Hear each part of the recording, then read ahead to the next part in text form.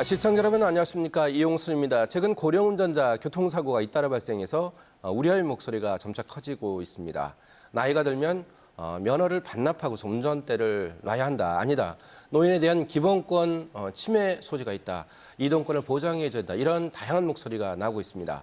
고령화, 운전자 고령화는 우리 사회에서 피할 수 없는 문제가 됐습니다. 오늘 KBS 생생토론 이 고령 운전자 사고 원인을 진단해보고 대책은 없는지 이야기를 나눠보겠습니다. 그럼 먼저 오늘 토론에 함께하실 분들을 소개해드리겠습니다. 충남도의 한영신 의원 나오셨습니다. 안녕하십니까? 대전 둔선경찰서 교통안전계 박경주 경사 자리에 함께했습니다. 안녕하세요. 대덕대 자동차과 이호근 교수 나오셨습니다. 안녕하십니까? 본격적인 토론에 들어가기에 앞서서 관련 영상을 먼저 보시겠습니다. 충남도청 인근 도로를 SUV 차량이 역주행하는 모습이 포착됩니다. 속도를 줄이지 않고 달리다 마주오는 차를 그대로 들이받습니다.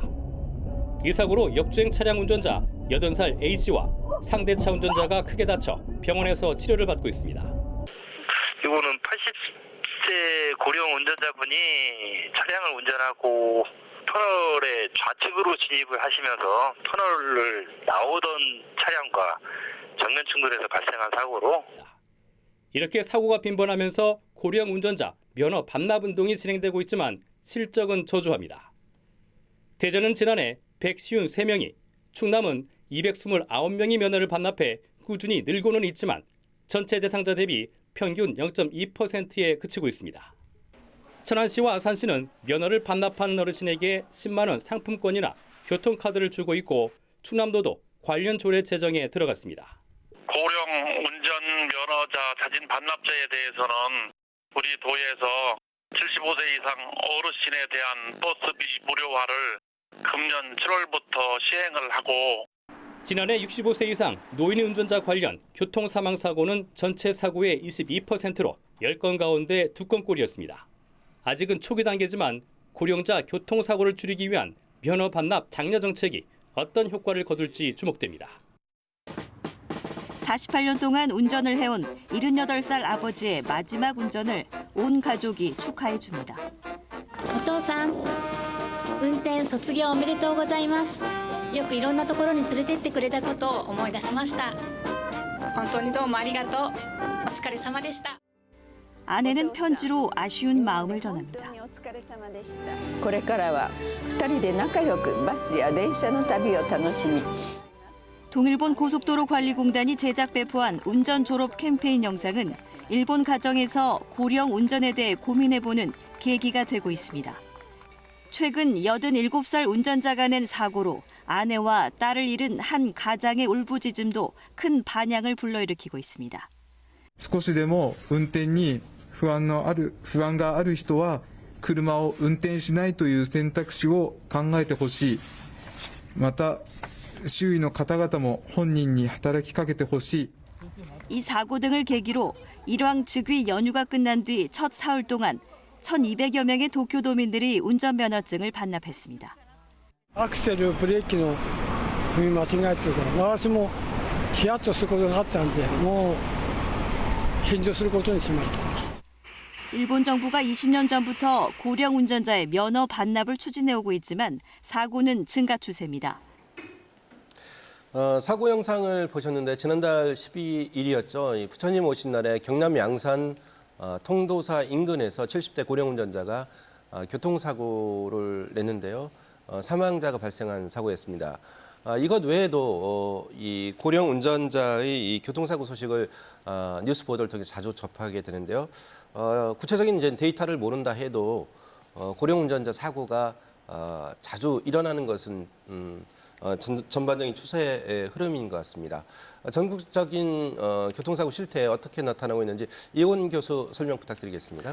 예, 일단은 일반적으로 고령 운전자 사고가 전체적으로 좀 증가하고 있고요. 평균 네. 연 한 10% 내외로 증가하면서 최근 5년간 50% 정도 급증했습니다. 50%요? 예, 네. 그래서 이제 중요한 것은 이제 사망률인데 일반적인 교통사고 사망률이 2014년에서 17년까지를 비교해 보면 네. 전반적으로 우리나라에서 한 15% 정도 15%. 사망률이 줄었거든요. 네, 줄었죠. 줄었죠, 전체적으로. 그런데 고령 운전자의 사망 비율은 10% 이상 늘었습니다. 네.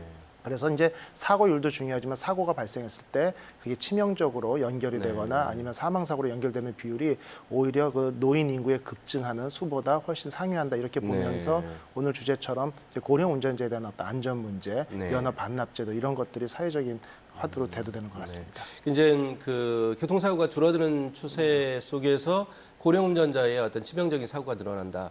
한 최근 1, 2년 사이에 좀 데이터적으로 구체적으로 이제 이게 나타나는 현상인가요? 예, 계속 증가하고 있고요. 비율은 점차적으로 증가하고 있는데 대개 10% 내외로 증가하고 있어요.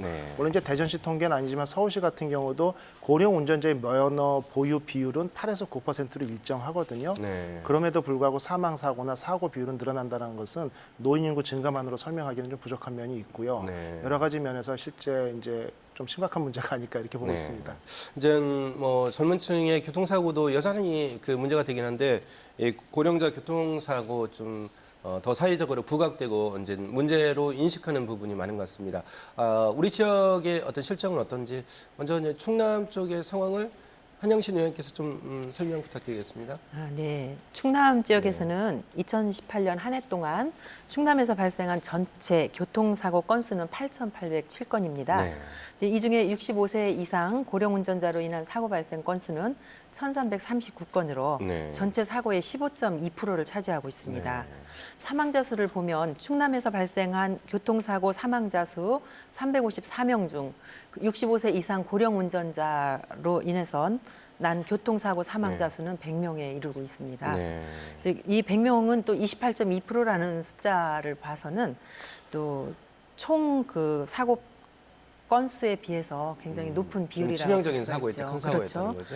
예, 65세 이상의 그 고령 운전자로 인한 교통사고 발생하는 사망자 비율이 이렇게 교통사고 대비 사망자 비율이 높은 것은 그만큼 고령 운전자가 일으키는 사고가 매우 위험함을 알려주는 것이라고 단순한 접촉 사고가 아니라 어떤 신체 능력 저하로 인한 어떤 대형 사고, 사망 사고가 전체 사고에 차지하는 비중, 특히 이제 노인 사고 비율이 높아진다 이런 말씀을 주셨는데요.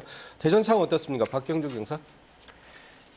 네, 대전 지역에서는 그 65세 이상 고령자 중에 운전면허를 소지하고 있는 사람이 대전 지역에서 전체 운전면허 소지자 중에 약 9%를 작년까지 차지하고 있는 것으로 집계가 되었는데요.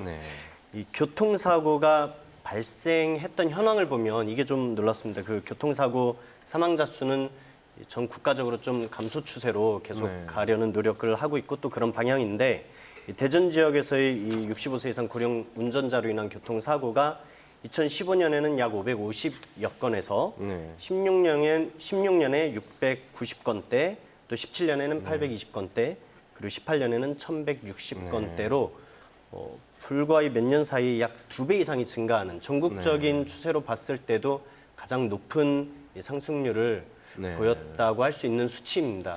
대전에서 유난히 어떤 그 고령 운전자 사고가 많은 것은 좀 아직 이제 분석이 필요하겠습니다만 현재는 어떻게 그 원인을 보고 계십니까?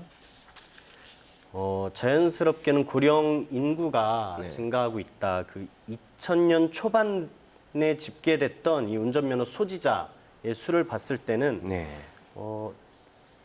운전면허 전체 소지자의 약 4%를 차지하는 47,000여 명이었던 것이 작년에 65세 이상 우리 고령 운전자 면허 소지자가 10만 7천 명으로 증가를 했거든요. 하지만 또 이 고령화 사회에 따른 고령 운전자가 증가한 것보다도 이 운전으로 인한 교통사고 증가율이 더 높았다. 이게 이제 또 문제점이라고 할 수 있겠습니다. 이제 우리가 이제 상식적으로 생각을 해도 고령 운전자라고 하지만 노인 어떤 연령 기준을 65세 또는 뭐 70세로 볼 수도 있겠습니다만 70이 넘은 분들, 이제 80이 넘은 분들도 운전을 계속하고 있는 상황에서 이제 고령 인구가 늘어나니까 이 큰 사고로 이어지는 그 발생 비율에 있어서도 높아지는 게 아닌가 이런 추측이 가능한 것 같습니다. 그 좀 원인을 이제 구체적으로 따져볼 텐데요. 이 교수님 어떻습니까? 원인. 예. 근데 이게 좀 재밌는 게요. 네. 실제 재밌다기보다도 좀 끔찍한 얘기긴 하지만 네. 69세 미만 어떤 65세에서 69세 사이에 고령 운전자의 사고 비율 증가율이 약 7.8% 정도인데요. 네. 재밌는 건 70에서 74세는 오히려 5%대로 좀 낮아지는 경향이 있고요. 75세가 넘어가면 14%, 80세가 넘어갔을 때는 18.5%로 증가율이 70세 미만하고 75세를 기준으로 해서 급격히 증가하고 있거든요. 그래서 이제 고령화에 따른 원인이라는 건 분명해진 사실이고요. 실제 일본 같은 경우는 이제 우리나라 같은 경우가 좀 다르게 70세 이상 고령 운전자들의 면허 갱신 기간을 3년으로 단축했었습니다. 근데 3년으로 단축한 것만 가지고도 사고 비율이 약 10.6% 줄어들었거든요. 면허 반납까지 뭐 포함한다면은 더 사고 비율은 훨씬 더 줄어들었을 것이고 우리나라 같은 경우는 이제 75세 이상 면허 적성 검사 기간을 3년으로 이제 단축을 해서 기존에 5년에서 10년 받아뒀던 분들 그 기간이 끝나면 바로 3년짜리로 다시 이제 갱신이 되는데 뭐 본인이 불편하다고 느끼시는 것보다도 사고 예방을 통해서 본인의 안전과 주변의 안전을 위해서 좀 감수해 주셨으면 하는 부분이죠. 이 교수 말씀대로라면 이제 70에서 74세까지는 사고 비율이 좀 떨어진다고요? 예, 오히려 좀 떨어지는 네네. 걸로 통계가 나오고 있습니다. 75세부터 이제 사고 비율이 이제 부쩍 늘어난다 이런 말씀을 주셨는데 충남 지역의 고령화 문제는 또 이제 전국적으로도 그 정도가 좀 심한 편인데요. 어떻습니까? 충남상은 좀 우려하는 바가 클 수밖에 없는데요. 네, 최근 우리 사회가 저출산 고령화로 인한 위기를 맞고 있죠. 그래서 특히 고령화 비율은 지속적으로 증가 추세이면서 또 베이버 부모들이 은퇴하게 되잖아요. 지금 은퇴한 후에는 아주 초고령 사회로 진입될 거라는 전망을 우리가 하고 있습니다. 2018년도에 우리나라 전체 고령 인구 비율은 14.76%이고 또 충남은 17.52%로 전국에서 5번째로 고령화가 많이 진행되고 있어서 고령 운전자의 비율이 상대적으로 높아질 수밖에 없다고 생각을 합니다. 또 이에 따라서 고령 운전자들이 교통 안전에 대한 필요성이 대두되고 있습니다. 그래서 옛날 같으면 이제 운전 안 하시는 분도 많으시는데 요즘에는 이제 60, 70 넘어도 대부분이 운전대를 잡고 있거든요. 좀 어떤 그런 점에서 경찰뿐만 아니라 자치단체도 좀 고려하고 검토하시는 부분이 있다면 좀 소개 좀 해주시죠. 그렇죠. 우리가 예전부터 운전에 대한 실수에 대해서 좀 관대한 면도 좀 있지 않았습니까? 사회적으로 뭐 음주운전부터 시작을 해서 그렇지만 지금은 이제 고령화 시대가 되면 그만큼 신체적인 능력은 조금 저하되어도 운전을 할 수밖에 없는 구조이기 때문에 운전자들에 대한 안전 교육이라든가 이런 것들이 좀 더 면밀하게 지속되어야 된다고 생각을 합니다. 지금 이제 그 현님 말씀은 이제 충남의 고령 인구가 17.5%라고 말씀 주셨죠. 그리고 이제 박 형사가 얘기한 거로는 전체 이제 운전자 중에서 노인 면허 취득자가 9%라고 말씀 주셨죠. 그 대전 상황 어떻습니까? 원인을 또 구체적으로 또 한 번 더 짚어주신다면요. 아무래도 고령 운전자의 교통사고는 고령화 사회에 따른 자연스럽게 그렇게 이해를 하는 부분이 많이 있겠지만 나이가 들면서 이 신체적인 노화로 인해서 이 젊은 사람들보다 시야각이 2분의 1 이상 줄어들고 또 인지 능력이나 방어 능력 또 반응 속도 등이 다 같이 저하됨에 따라서 일어나는 이 교통사고가 증가하는 현상이 생긴다고 보고 있습니다. 이제 그 고령 운전자다. 우리가 이제 노인을 구분을 할 때 이제 연령대로 65세를 뭐 기준으로 이제 하는 건데 고령 운전자라고 하면 그러면은 65세 이상이면 모두 고령 운전자로 봐야 되느냐?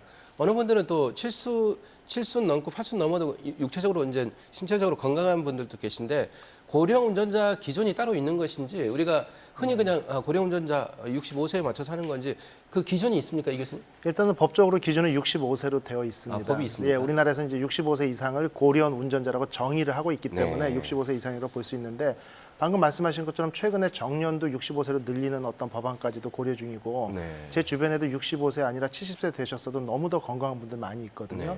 결국 65세 이상 그 중장년층 이상에서는 개인적인 어떤 관리 능력에 따라서 건강의 척도가 많이 달라질 수 있어요. 그래서 일괄적으로 나이를 기준으로 고령 운전자군으로 구분한다기보다는 조금 뭐 쉬운 부분은 아니지만 우리나라 같은 경우는 의료보험 제도가 정말 잘 돼 있거든요. 병원에서 처방받는 약이나 어떤 부상으로 인해서 치료받는 부위나 증상에 따라서 네. 운전의 어떤 적성 검사 기간을 단축한다든지 의사 소견서를 받아서 네. 특정 약물을 복용할 때는 야간 운전을 금지하다든지 뭐 이런 부분에 대해서도 여러 가지 좀 고려해볼 만한 부분이 있다고 볼 수 있습니다. 네, 이제 충남 지역의 고령화 비율이 이제 고령 인구가 17%라고 하니까 고령 운전자 이 운전 좀 위험하다, 좀 줄여야 되는 거 아니야 이렇게 쉽게 얘기해서는 또 안 될 부분도 있습니다. 왜냐하면 이제 건강한 그 노인 인구도 많으니까요. 어떻습니까? 이 기준에 대한 어떤 정비 또는 어떤 논의가 좀 필요한 부분이 있을 것 같습니다. 네, 우리가 사회적으로 이제 일반적으로는 정년을 기준으로 해서 65세를 이제 네. 우리가 노인으로 보고 있지 않습니까? 네.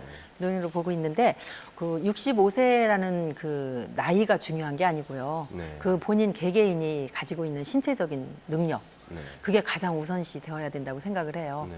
그래서 나이가 좀 60세가 채 안 되었어도 뭐 시력 손상이 왔다거나 네. 뭐 이렇게 어떤 신체에 손상이 왔을 경우에는 당연히 운전을 못하게 되겠죠. 운전을 하더라도 굉장히 어려운 상황에 처하게 되는데 우리가 꼭 나이를 기준으로 하면 그 60세가 안 되었지만 고령 운전자에 들어가지 않잖아요. 네, 그렇죠. 그렇게 된다면 안 되는 거고 또 65세, 70세, 75세가 넘었다 하더라도 본인이 교통법규도 잘 준수하고 아까 재미있는 통계라고 말씀하셨던 우리 교수님 말씀처럼 네. 70세에서 75세가 오히려 줄었다고 했잖아요. 네. 그거는 그만큼 이제 경각심을 60에서 65세에서 약간 사고율이 높았다고 했잖아요. 네. 그랬을 때 우리가 이제 경각심을 가지고 조심 운전을 했기 때문에 저는 줄어들지 않았을까라고 생각을 하고 이제 그 이후에 75세 이후에 80세까지 이제 늘어났다라고 했잖아요. 네. 그때는 이제 정말 신체적인 그 기능이 노화가 되어가지고서 그러지 않았나 하는 생각을 합니다. 그래서 신체의 기준으로 봐서 노령화, 고령 운전자 이거를 측정을 해야 되지 않을까 하는 그런 생각입니다. 그리고 이제 박경주 경사 이제 우리가 이제 그 경찰 쪽에서는 이제 단속을 많이 하지 않습니까? 네.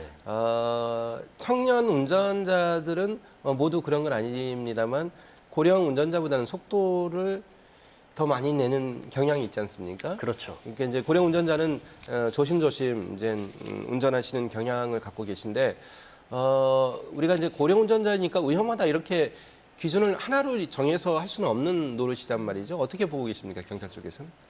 네, 그 부분에 좀 재밌는 이야기 먼저 하나 하고 시작해야겠는데요. 맞습니다. 그 고령 운전자로 인한 교통사고가 전체 교통사고 발생률의 20% 이상을 차지한다. 이게 사회적 문제가 된다. 이런 이야기들이 이제 주제로 나오고 있는데, 경찰도 물론 같은 입장에서 이제 고령 운전자 면허 반납을 좀 장려하고 있고요.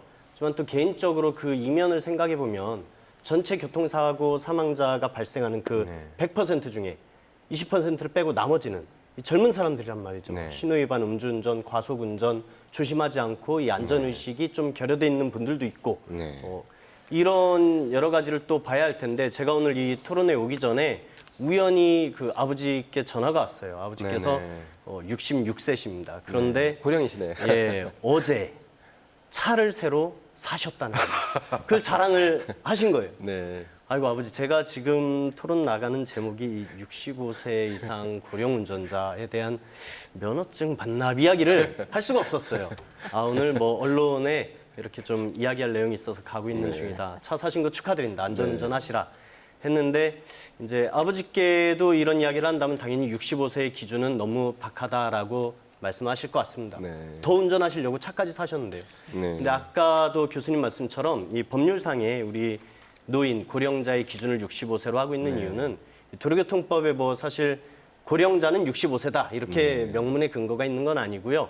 우리가 운전면허를 갱신할 때는 10년 주기로 갱신을 합니다. 그런데 65세 이상부터는 5년 주기로 갱신을 한다. 65세가 기준이 되어버린 거죠. 또 노인보호구역을 만든다든지 할 때 그 근거 조항에 노인복지법의 기준으로 설치되어 있는 장소들 또 노인복지법을 보면 65세 이런 어떤 사회 전반적인 법률이나 규정에 들어있는 65세가 기준이 되었는데 여러 말씀처럼 저도 딱 나이로만 자른다는 의미보다는 그 안에서 건강한 고령 운전자가 있을 수 있고 또 운전하기에 위험한 의학적으로 그런 고령 운전자가 있을 수 있는 이걸 잘 선별하는 제도가 좀 보완돼야 되지 않겠나 생각하고 있습니다. 박경주 경사 뭐 아버님께 면허 반납 얘기 안 하신 게 잘하신 것 같습니다. 어느 분이라도 내가 차를 사고 또 차를 살 의향이 있고 내가 좀 사회적으로 직업을 갖고 있든 없든 활동을 해야 되는 그런 상황에서 면허를 반납하라고 하면 기분이 좋을 리는 없거든요. 그래서 하지만 이제 또 이 제도적인 변화 이런 부분을 좀 모색해야 되는데 노인분들의 어떤 감정 이러한 것도 논의의 대상에 포함돼야 된다는 것이죠. 이 교수님 어떻습니까? 이런 논의의 대상, 노인들의 감정. 필요한 부분이죠. 왜냐하면은 누구도 우리가 지금 65세 이상이냐 70세 이상이냐 이렇게 논의를 하고 있는데 저희 아버님은 40년생이시니까 거의 80 다 되셨죠. 네. 그런데 한 달에 2번 정도는 골프장을 직접 운전하고 가시고요. 네. 대신 나머지는 뭐 시장을 가거나 터미널에 가거나 할 때는 오히려 가까운 거리라도 대중교통을 이용하세요. 본인 스스로 운전이 불편하시니까요. 이 얘기는 본인들이 느끼는 그 감정은 다 다른 얘기고 그런 분들이 이 방송 들으시면서 많이 서운하실 수도 있는데 그런 부분 분명히 고려해야 합니다. 하지만 어떤 사고가 발생했을 때 그것은 개인만의 피해가 아니라 사회적인 어떤 부담이거든요. 그렇기 때문에 이건 전반적인 사고율을 낮추고 보다 안전한 사회를 만들기 위해서 우리가 이렇게 토론하는 거니까 그런 부분 좀 양지해 주셨으면 좋겠고요. 결국은 대중교통을 좀 원활하게 또 편리하게 뭐 세팅을 한다든지 그다음에 최근에 보면 도로에서 좀 애매한 어떤 분기점 같은 데는 도로 바닥에 칼날을 달리해가지고 뭐 우회전이나 직진 차량들을 명확히 미리 수십 미터 전부터 구분할 수 있는 이런 것들이 많이 있거든요. 왜냐 젊은 사람들의 어떤 난폭 운전 말씀해 주셨는데 고령 운전자들은 대부분 착각을 해서 판단 착오로 사고가 발생하지 교통신호 위반이나 과속 이런 부분 사고는 적습니다. 근데 이게 오히려 위험한 게 판단했기 때문에 조금 전에 그 역주행 사고도 본인이 당당하게 역주행이 아니고 정상적인 방향으로 운전한다고 믿고 속도를 줄이거나 어떤 긴장감을 유지하지 않고 운전하다 보니까 오히려 대형 사고가 발생했거든요. 그래서 이런 부분은 어떤 사회적인 인프라 구축을 통해서 신호나 어떤 차선이나 이런 부분을 미리 알려주는 이런 어떤 표지판의 개선, 글씨 크기를 키운다거나 조명을 이런 부분을 통해서도 좀 개선될 수 있기 때문에 무조건 반납제도만을 우리가 이제 강구하거나 강요할 게 아니라 이런 전반적인 부분에서 같이 놓고 토론하는 게 필요하다고 볼 수 있습니다. 이제 한 의원 그 나이를 따라서 운전 능력에 좀 이상이 있을 수 있는 연령대가 한 번은 꼭 오지 않습니까? 네, 그렇죠. 그래서 그러면 내가 좀 내 능력에 문제가 있는 것 아니야? 이상 징후를 감지하는 그러한 어떤 징후 좀 일반적으로 얘기하자면 어떤 부분이 있을까요? 징후라고 한다면은 뭐 감이 좀 떨어진다라는 거죠. 이렇게 주차를 할 때 주차선이 좀 똑바로 되지 나는 똑바른 것 같은데 똑바로 되지 않는다라는 분들이 꽤 있습니다. 꽤 있고 또 이제 여러 가지로 전에는 그 비 오는 날 운전을 해도 시야가 확보가 잘 됐는데 시야 확보가 잘 안 된다던가 이제 여러 가지 개개인의 그 사정에 따라서 여러 가지가 나타날 것입니다. 그렇군요. 박경준 기자 그리고 이제 외국에서는 이 고령 운전자 기준을 이제 따로 정하고 나라마다 좀 사정이 다르겠죠? 어떤 기준에서 좀 흐름을 갖고 갈까요? 역시 살펴보는 사례로 봤을 때도 해외에서도 뭐 법률상의 고령 운전자는 몇 살부터다라는 것보다는 그 일본 같은 경우도 70세부터 면허 갱신에 필요한 적성 검사 그 기준을 좀 더 강화한다든지 또 선진국 65세나 70세, 75세 이 범위 내에서 정하고 있는 것으로 나타났습니다. 그래서 이제 지금 저도 저를 한번 검색을 해보니까 연세가 많으신 분들은 야간에 그리고 또 고속도로 속도를 많이 내야 되는 고속도로에 차량 진입을 좀 막는 그런 조처를 하는 국가가 좀 있는 것 같습니다. 모든 나라가 그런다는 건 아니고요. 그런 흐름을 타고 있다는 거죠. 그리고 이제 이 운전면허 반납에 대한 구체적인 내용을 한번 얘기해 볼까요? 지금 자진 반납을 하는 부분, 이건 어떻습니까? 자진 반납을 지금 하고 있는데 실제적으로 많이 이 자진 반납을 하는 그러한 고령자분들은 적은 편이란 말이죠. 이건 어느 분이 좀 말씀 주실까요? 현재 아마 시행 초기이기 때문에 그렇다라고 볼 수 있는데요. 우리가 이제 고령화 시대가 지금 이제 막 접어들었잖아요. 그렇기 때문에 고령화에 대한 대비 역시 좀 미비하다고 볼 수 있습니다. 그래서 그 중에 하나가 이제 고령 운전자에 대한 그런 문제이기도 한데요. 지금 지자체에서는 가장 그래도 활발하게 운전면허 반납이 이루어지고 있는 곳이 그중이 이제 부산이라고. 부산시요? 부산광역시라고 판단이 되는데 2017년에는 466명이었던 운전 자진 반납 자들이요. 네. 지금 이제 2018년도에는 5,280명으로 이제 늘어났어요. 네. 그리고 2019년부터 5월까지 3,944명이 이제 운전면허를 자진 반납을 했어요. 그러니까 네. 굉장히 많은 수가 증가가 됐는데 아직도 그 프로테이지로 본다면 1.03% 정도밖에 안 되더라고요. 근데 이제 이거는 시행 초기이기 때문에 많이 나타나지 않는 거지만 이제 이게 실효성을 거두면서 이제 앞으로는 점차 더 그 운전 면허를 자진으로 반납할 수 있는 그런 여건이 성숙될 거라고 생각을 하고요.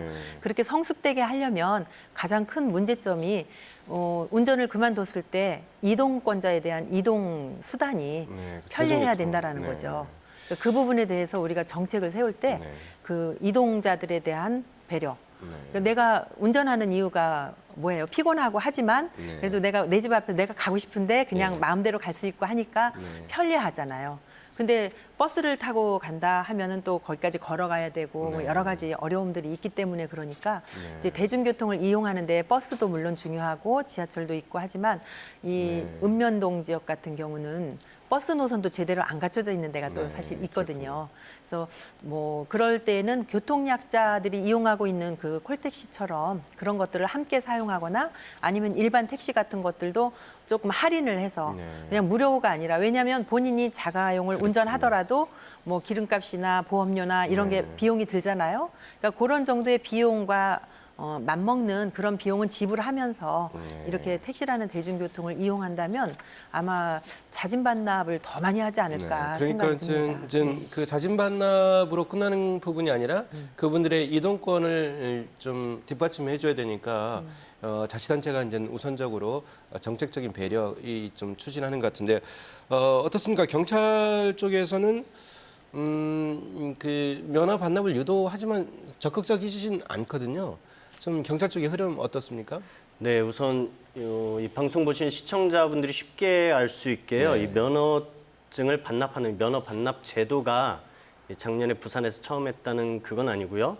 이 스스로 운전하는 능력을 좀 상실한 것 같다 해서 면허가 필요가 없다 하면 경찰에 면허증을 반납하고 면허를 취소시키는 전에도 가능은 했습니다. 기존부터 해왔던 통계는 있는데 많지 않았던 거죠. 그걸 좀 활성화시켜서 고령 운전자로 인한 사고 피해를 줄여보자 해서 지방자치단체에서 시작한 게 이제 작년에 부산에서 정확히 얘기하면 운전면허 자진 반납에 따른 인센티브 제도라고 해야겠네요.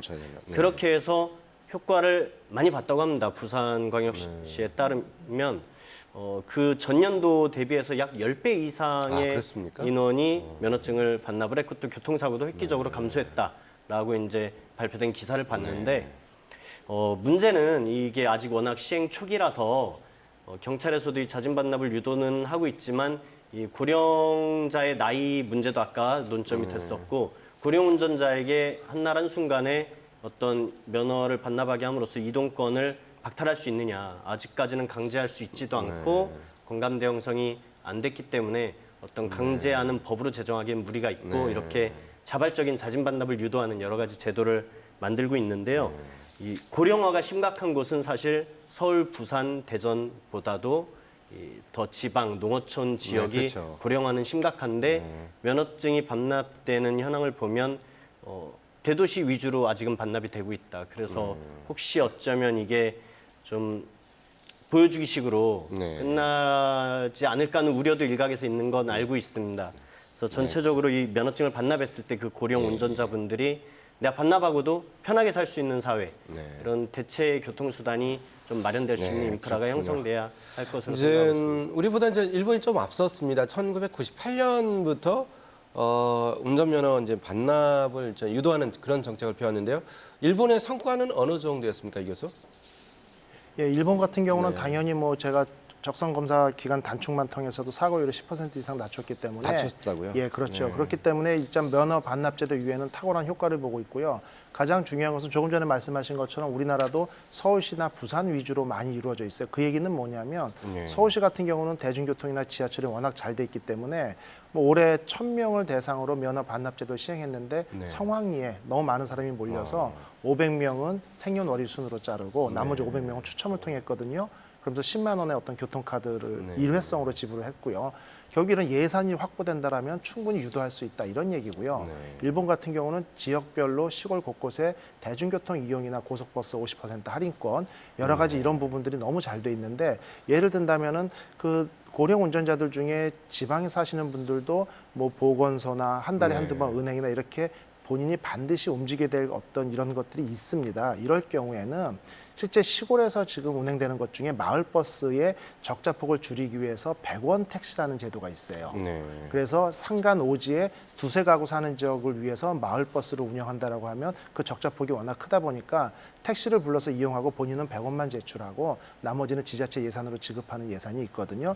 결국 기본적으로 반드시 필요한 이동권이나 병원 통원 치료가 필요한 이런 부분에 대해서는 면허 반납자에 대해서 100원 택시 제도 같은 거를 공유를 하면서 일회성의 어떤 교통카드 지급으로 끝나지 않고 지속적으로 이동권을 보장할 수 있는 제도의 도입도 필요하다고 볼 수 있습니다. 이제 그 일본 사례가 좀 우리보다 좀 앞서가는 경향이 있습니다. 뭐 일본이 특히 잘해서 그렇다기보다는 일본이 고령화가 먼저 진행이 됐다는 것이죠.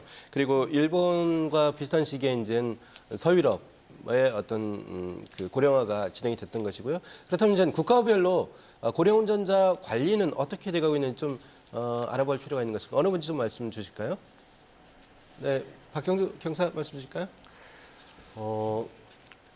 많은 국가를 제가 알고 있는 건 아닌데요. 그 간략하게 사례를 봤을 때 미국 같은 경우는 사실 미국은 주별로 좀 많이 다르긴 합니다. 하지만 그 미국 중앙정부에서 좀 추진하고 있는 내용들이 그 고령자로 인한 교통사고를 좀 감소시키고 교통 환경을 좀 개선하는 그런 여러 가지 5개년 프로젝트 이런 걸 또 가지고 있는 부분이 있더라고요.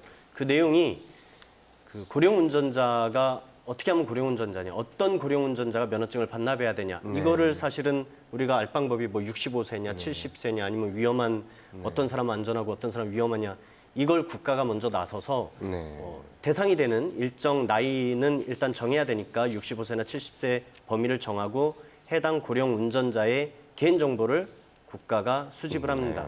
이 운전자가 치매 경력으로 치료를 최근에 한 적이 있다든지 아니면 운전에 부적절한 건강 상태를 가지고 있다든지 아까 교수님 말씀대로 이 보험 쪽 관련해서 국가에서는 알 수가 있기 때문에 그렇게 종합된 정보를 바탕으로 고령 운전자가 운전을 계속해도 좋은지 이 정보를 다시 운전 면허 관련 기관에 제공함으로써 적성 검사를 다시 받도록 한다든지 또 고속도로를 야간에 통행하는 거 이런 좀 위험한 운행이 될 수 있는 부분을 제한적으로 할 수 있도록 하는 이런 쪽에 계획을 가지고 개입을 좀 하고 있는 것으로 봤습니다. 그 얼마 전에 이낙연 국무총리가 늦지 않게 이 운전면허를 반납하겠다고 해서 이제 화제가 됐는데요.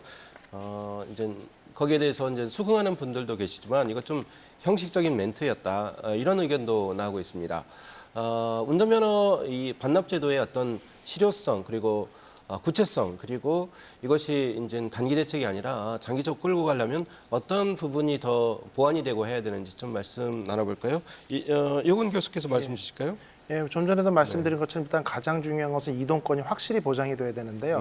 맞춤형으로 일일이 할 수는 없겠지만 대중교통을 원활하게 좀 만들고 충분히 편의성을 갖추도록 대중교통 세팅하는 게 중요한데 대전 지역만 해도요 이미 상당히 잘 돼 있습니다. 잘 됐어요? 제가 보면은 핸드폰을 가지고 제 집사람도 가능한 한 운전을 안 하고 버스 도착 시간 이런 것들이 정확히 예측이 되기 때문에 대중교통을 많이 이용하는 편이거든요. 그래서 이런 부분에 대한 어떤 확충, 이런 부분에 대한 것도 필요하고 그다음에 교통카드에 대한 부분 일회성으로 10만 원 지급해서 주는 거가 좀 다소 부족하다고 보고 다른 복지 예산을 좀 끌어와서라도 이런 부분에 대한 예산 확충을 통해서 지속적으로 연간 10만 원씩을 지급하는 게 어떻게 보면 일회성의 사고로 발생하는 사회 전체 비용보다는 훨씬 이게 좀 가볍다고 볼 수 있거든요. 그래서 이런 식의 어떤 지원이 우리가 절실히 좀 한번 논의해봐야 될 시기라고 볼 수 있습니다. 이제 법률 개정이 필요한 부분이고 자치단체에서 뭐 조례 제정 그런 부분이 필요한 것인데 사실은 이제 우리가 이 자리에 이제 노인분을 모셨어야 되는데 좀 여의치가 않았습니다.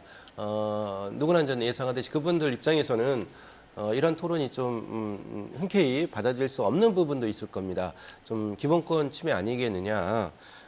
이런 얘기에서부터 좀 노인들을 역차별하는 그런 사회 흐름에 대해서 좀 기분이 불쾌할 수도 있는 부분이거든요. 어떻습니까? 이런 의견들이 좀 나올 수 있는 것인데요. 한 의원님 어떻게 보고 네, 계십니까? 이건 그렇게 연령대로 해서 고령 운전자 자진 반납으로 몰아간다면 이제 네. 충분히 그런 소외감을 느낄 수 있을 거라고 생각을 해요. 네, 아까도 말씀드렸지만 꼭 75세, 80세가 안 되더라도 이 이동권이 확실하게 보장이 되어 있다면 네. 굳이 운전을 할 이유가 없죠. 네. 근데 우리 충남도에서도 지난 6월 4일에 양승조 도지사님, 뭐 김지철 교육감님, 또 교통청장님 뭐 네. 이렇게 해서 여러분이 거기에 대한 논의를 하셨습니다. 네. 여러 가지 교통 안전에 대한. 그래서 충남도에서는 75세 이상 어르신에게 이제 대중교통을 무료로 이용할 수 있게 버스를 이용할 수 있도록 네. 7월 1일부터 시행이 되는 7월 1일부터요? 네, 되고 네. 있고요. 될 거고 또 그런데 이제 아까도 말씀드렸지만 버스 노선이 잘 되어 있는 좀 그 수도권 네. 이런 데에는 그게 가능한데 지방으로 내려갈수록 이렇게 그 읍이라든가 면 이런 곳에 사시는 분들은 사실 버스도 제대로 안 되어 있는 경우가 네. 많이 있어요. 그럴 경우에는 차를 불가피하게 운전을 할 수밖에 없는데 네. 무작정 고령이니까 운전하지 마 하면 그 사람들은 이동권이 보장이 안 되는 네. 거잖아요. 그러면 내가 그 법적으로 뭐 제한이 있는 것도 아닌데 내가 할 거야라고 할 것 같아요. 그런데 그분들에게 아까도 말씀하셨던 뭐 100원 콜택시라든가 100원 택시라든가 어쨌건 택시를 이용하더라도 조금의 비용은 그냥 네. 최소한의 비용은 내더라도 어쨌거나 이동권이 내가 네. 편리하게 차를 가지고 있지 않아도 편리하게 이용할 수만 있다고 한다면 저는 이게 그렇군요. 소외감이 없을 거라고 생각을 제가 해요. 보완 대책이 좀 필요하다라는 말씀을 그렇죠. 주셨는데 이제 그리고 이제 역차별을 받는 그 감정 여기에 대해서도 이제 좀 풀어주고 이해하고 유도하는 그런 정책적인 배려가 필요한데 상당히 어려운 부분입니다. 사람의 감정과 관련됐기 때문에 그래서 이제 박경주 경사도 아버님이 이제 66세신데 새 차를 뽑으셨다고 그랬는데 어떻게 설득해 가지고 이해를 구해야 되는 걸까요? 좀 굉장히 어려운 질문이겠습니다. 네, 사실 개인의 의견을 얘기하기 전에 또 경찰의 어떤 입장에서는 이 대한민국의 이 교통 사망 사고를 감소시키고 더 선진 교통 문화를 만들기 위해서는 결국 이 교통사고 원인이 되는 행위를 하나씩 제도적으로 짚어봐야 되는데 네. 지금 오늘 다루는 문제 이것도 최근에 이슈가 되고 있는 이 고령 운전자로 인한 교통사고 줄이려면 뭐 원초적으로는 고령 운전자가 운전을 안 하면 되겠죠. 이렇게 이야기를 하면 파장이 클 것으로 생각이 됩니다. 하지만 1차적인 대안이고요. 고령 운전자가 면허증을 반납하게 하도록 하는 거. 하지만 강제화하기에는 여러 가지 지금 문제가 있다. 그래서 스스로 자발적으로 반납을 할 수 있는 이 문화를 형성해야 되는데 오늘 이 자리에서 당장 하기는 어렵고 올해 안에 하기도 어려울 것으로 보입니다. 네. 하지만 이 여러 기관에서 연구에서 발표한 자료를 보면 대한민국이 지금 일본을 따라서 고령화 사회로 가고 있고 2025년에는 네. 정말 초고령화 사회로 진입을 하는데 그때를 대비해서라도 일본이 지금 자진 반납하는 게 가능하고 성과를 올리고 아까 처음에서 캠페인 영상에서도 훈훈한 분위기가 연출되는 것은 이 사회가 고령자를 배려하고 양보하고 우대하는 이 문화가 자리 잡혔기 때문이거든요. 그렇군요. 대한민국이 그런 방향으로 갈 수 있도록 각 자치단체나 정부에서도 그런 문화를 좀 만들어가면서 우리 고령 운전자가 스스로 반납할 수 있었으면 좋겠는데요. 가장 걸림돌은 이제 생계와 직결되는 사업용 네. 운수업을 하시는 그래서 분들입니다. 이제 다른 측면에서 보면 이제 우리가 이제 사회적인 활동을 하시는 고령자가 계시고 또 안 하시는 분도 계신데 이게 직업과 관련된 부분이 있거든요. 단순하게 내가 직원으로서 출퇴근해야 되는 상황일 때는 물론 이제 대중교통을 이용하고 또 관련된 이제 지원책을 펴면 되는데 직접 운전을 해서 생계를 이어가는 분들한테는 이게 상당히 좀 어려운 부분이란 말이죠. 택시를 모실 수도 있는 것이고 화물차를 모실 수 있는 부분인데 자 이러한 분들에 있어서는 어떤 대책도 어느 각도에서의 정책을 뿌려줘야 되는지 좀 말씀을 나눠볼까요? 이건 교수 어떻습니까? 예, 생계형 일단 운전자. 이 부분이 이제 가장 중요한데 이게 또 통계가 있습니다. 운수업에 종사하시는 분들에 대한 어떤 주행거리 대비 사고 비율 통계에 보면 네. 주행 거리를 사고 건수로 나눠 본 것에 보면 65세 이상 고령 운전자가 0.988 정도고요. 65세 미만은 0.650입니다. 결국 1.5배, 동일한 거리를 주행했을 때 사고 비율이 1.5배가 높다는 얘기고요.